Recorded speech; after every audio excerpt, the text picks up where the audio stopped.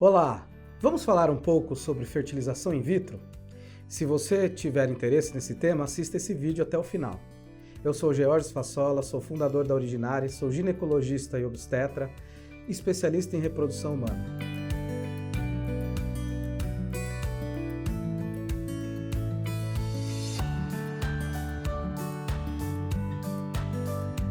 Bom, pessoal, fertilização in vitro. A fertilização in vitro é um dos principais tratamentos de qualquer clínica de reprodução humana, né?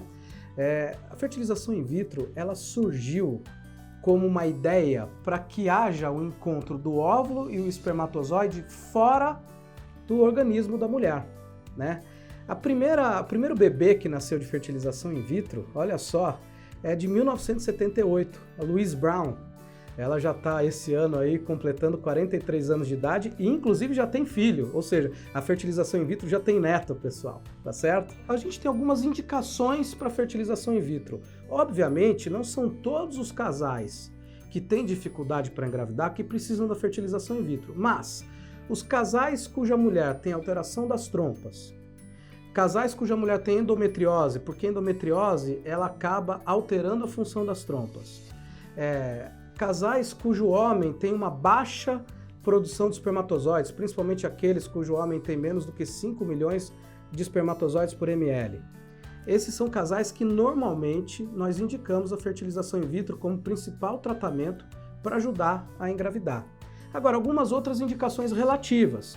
Por exemplo, mulheres com mais de 40 anos de idade, por exemplo, cujo tempo está começando a ficar escasso, mulheres com baixa reserva ovariana, independente da idade, né? São indicações relativas. O tempo de infertilidade também é importante, né? Quer dizer, aqueles casais que estão aí há mais de 3, 4 anos tentando engravidar e às vezes não tem uma causa tão importante, muitas vezes vão para a fertilização in vitro. A fertilização in vitro pode ajudar também esses casais.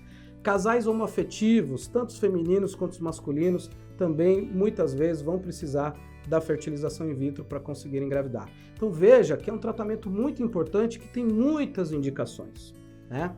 E agora eu quero falar um pouco das etapas. Como é que é isso na prática, né? Então a fertilização in vitro ela tem algumas etapas. A primeira etapa da fertilização in vitro é a indução de ovulação. Então a gente vai usar algumas medicações hormonais para fortalecer a ovulação daquela mulher naquele ciclo, né?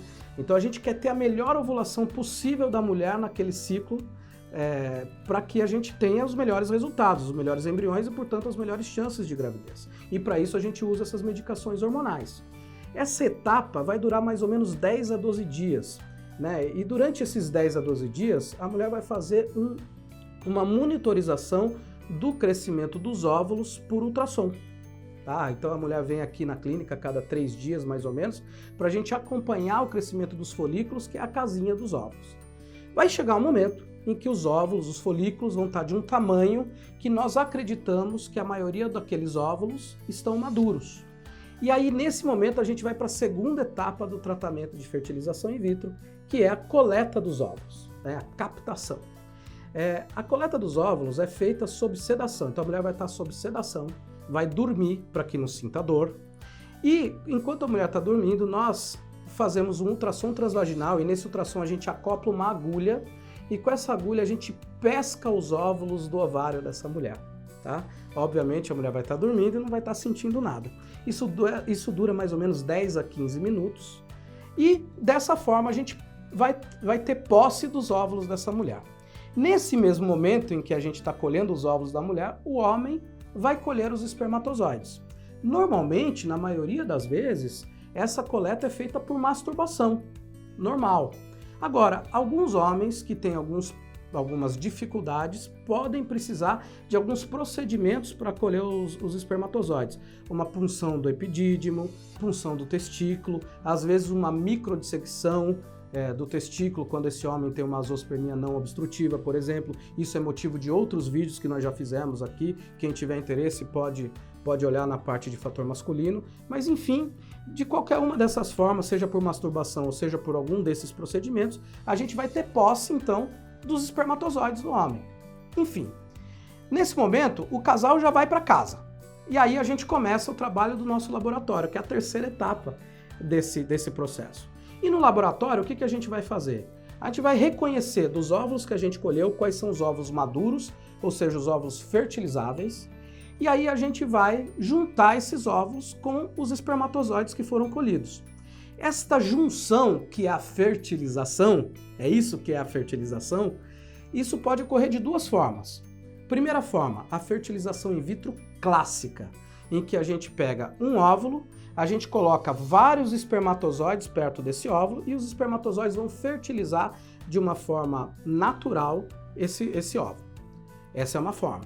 A outra forma é o que a gente chama de ICSI, a injeção intracitoplasmática de espermatozoides. Como é que é isso? A gente pega um óvulo, escolhe um dos espermatozoides e injeta esses espermatozoides dentro do óvulo com um micromanipulador, tá certo? De uma dessas duas formas, vão se formar então os embriões. Esses embriões, eles são guardados numa incubadora. Essa incubadora vai manter temperatura, gás e nutrientes para que esses embriões possam se desenvolver. E a gente vai acompanhar o desenvolvimento destes embriões durante 5 a 7 dias. E durante esses dias, o que a gente vai observar? A gente vai observar um processo de seleção natural. Alguns embriões vão se desenvolver bem e outros não. E isso é normal em qualquer casal de qualquer idade. Tomara a Deus que alguns deles se desenvolvam bem e que cheguem entre 5 e 7 dias numa fase de vida que se chama blastocisto. Esse é o embrião que a gente quer. São os embriões que têm uma boa capacidade de fazer aqueles casais engravidarem. Depois que esses embriões chegaram na fase de blastocisto, esses embriões podem ter 2 destinos. Um dos destinos é congelar. Uma das táticas que a gente usa é congelar os embriões para colocar esses embriões no útero em outro ciclo da mulher. Isso tem as suas indicações. Agora, um outro destino é a gente escolhe 1 ou 2 normalmente desses embriões e coloca no útero da mulher. E essa é a última etapa da fertilização in vitro, que é a transferência dos embriões. Como é que é feita a transferência dos embriões? Transferência é um procedimento simples, é um exame ginecológico, como se fosse fazer um Papa Nicolau, e a embriologista coloca os embriões escolhidos dentro do catéter, e com esse catéter a gente, pelo colo do útero, atinge o endométrio e injeta os embriões dentro do endométrio da mulher. 9 dias depois, fazemos um exame de gravidez e vamos torcer muito para essa mulher engravidar. Então, pessoal, isso é fertilização in vitro. Se vocês tiverem qualquer dúvida, por favor, falem conosco. Estamos aqui prontos a respondê-las. Obrigado.